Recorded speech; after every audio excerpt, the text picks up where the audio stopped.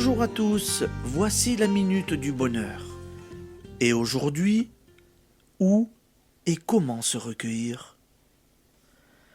Tout effort efficace exige la concentration des forces. Qu'il s'agisse de la vapeur ou de notre pensée, elles ne seront puissantes qu'à condition d'être concentrées. L'un des facteurs essentiels de l'efficacité de la pensée créatrice est donc le recueillement. On ne saurait trop vous recommander de ne pas vous répandre en propos sur les uns, sur les autres, pas plus que sur vous-même, afin d'éviter l'éparpillement de vos forces. Parler de nos projets, c'est les éventer, retirer de sa force, à notre pouvoir de concentration. De même qu'un parfum qu'on débouche s'évapore. Il faut savoir se taire. Un dessin humoristique montre une carpe prise à l'hameçon.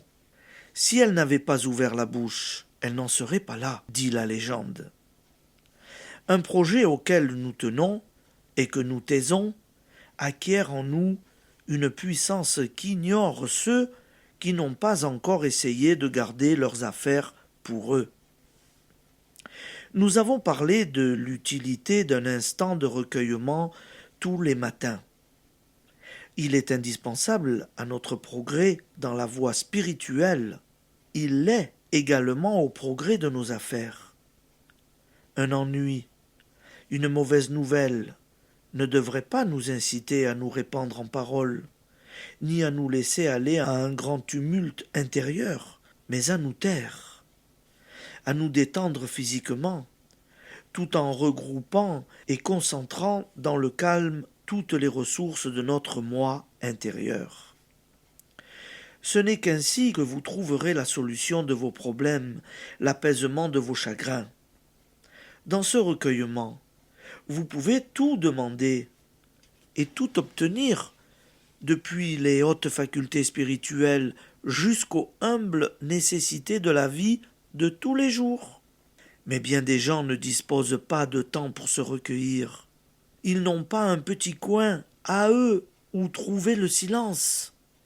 Qu'à cela ne tienne, ils feront comme eux ceux qui ont fini par trouver que, dans nos villes tumultueuses, l'un des endroits où l'on se recueille le mieux, c'est le métro, l'autobus, bref, les transports en commun, là où le bruit anonyme et la bousculade ne nous concernent pas directement. Ceux qui ont opté pour cette pratique disent même qu'il est doux d'envoyer à cette foule de vives et lumineuses pensées de fraternité, qu'il est admirable de voir tel visage fatigué se détendre, uniquement parce qu'une pensée forte et calme les a vivifiés, sans qu'ils s'en doutent. Application.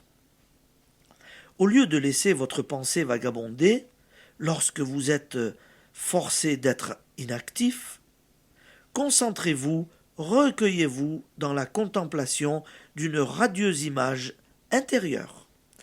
Merci amis auditeurs, passez une bonne journée et à demain.